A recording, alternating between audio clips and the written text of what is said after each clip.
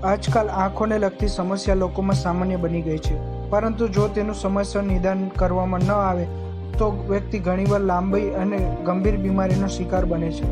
ત્યારે અમદાવાદ એરપોર્ટ પર health lounge centre સ્થિત ઓટોમેટેડ આઈ સ્કેન મશીન એ આંખોને લગતી તમામ સમસ્યાની અગમ જાણકારી આપવામાં સક્ષમ છે. તો આવો આપણે પણ જાણીએ આ ઓટોમેટેડ આઈ સ્કેન મશીનની વિશેષતા વિશે. હું doctor Mahendra Nagvariya, chairman of Asian bariatrics અને AV plus speciality hospital, AV plus health lounge. આજે આપણે વાત કરીએ છીએ આઈ એનાલિસિસની, જેમાં કે અમારે જે એઆઈ ટેકનોલોજી ઇન્કોર્પોરેટેડ મશીન જે આપણે એરપોર્ટ પર લગાવ્યું છે તેને આઈ એનાલિસિસ કહેવાય છે, જેમાં આપણે ફંડસનું એનાલિસિસ કરવામાં આવે. હવે કોઈ બી નોર્મલ માણસ રૂટીનલી કોઈ પોતાની આંખો ચેક કરવા જતું નથી, કોઈ પાસે ટાઈમ હોતો નથી.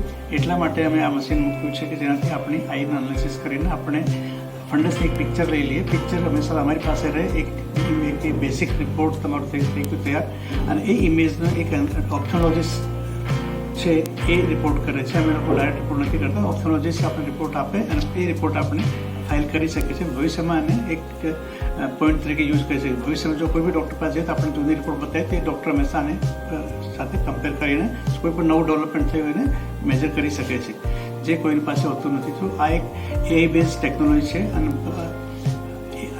એઆઈ પર બહુ બધું કામ થઈ રહ્યું છે. ગૂગલ આઈ કરીને જે આખું એક સેગમેન્ટ ડેવલપ થઈ રહ્યું છે, ગૂગલ તે તૈયાર કર્યું છે.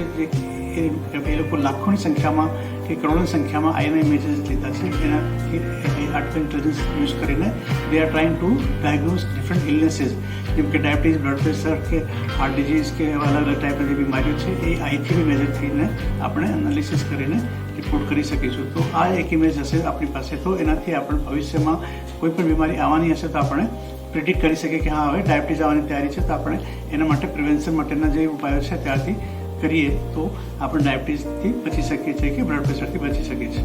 આ જે ઓવી મશીન છે અમે નોર્વેથી ઇમ્પોર્ટ કર્યું છે. પહેલાના જમાનામાં હંમેશા ફંડસની પિક્ચર માટે ફંડોસ્કોપ કરીને એક મશીન, એક ઓપ્થોલોજીસ્ટ રાખતા હતા, એક નાની મશીન જેના અંદરથી ડાયરેક્ટ પોતે જોતા હતા ફંડસમાં.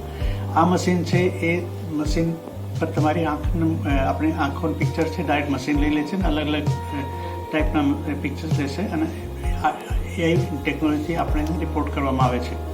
અને આ મશીન છે એ નેચરલી નોન એનર્જી તો છે જ, પણ આપણે એક પેરામીટરને ફિક્સ કરવા માટે કે જે આ એજનો તમારી આંખની આ ઇમેજ હતી અને ભવિષ્યમાં 5 વર્ષ 10 વર્ષ કંઈ ચેન્જ થશે તો એ ચેન્જથી આપણને કમ્પેરિઝન કરવાની એક તક મળે અને એ કમ્પેરિઝન હંમેશા આપણે કોઈ પણ બીમારી આવવાની હોય તો એને અટકાવવા માટે બી એક ઉપાય મળી શકે છે.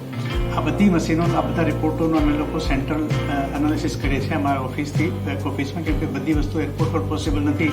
તો અમારી ટીમ છે આ ડેટા પર કામ કરે અને પછી દરેક પેસેન્જરની રિપોર્ટની એનાલિસિસ કરીને અમે લોકો રિકમેન્ડેશન મોકલતા હોઈએ છીએ અને જરૂર પડતા લોકોને ઝૂમ કન્સલ્ટેશન કે અને બીજી જરૂર પડતી બીજા ટેસ્ટ બી એ લોકોને ઘરેથી અમે કલેક્ટ કરી શકતા હોઈએ છીએ.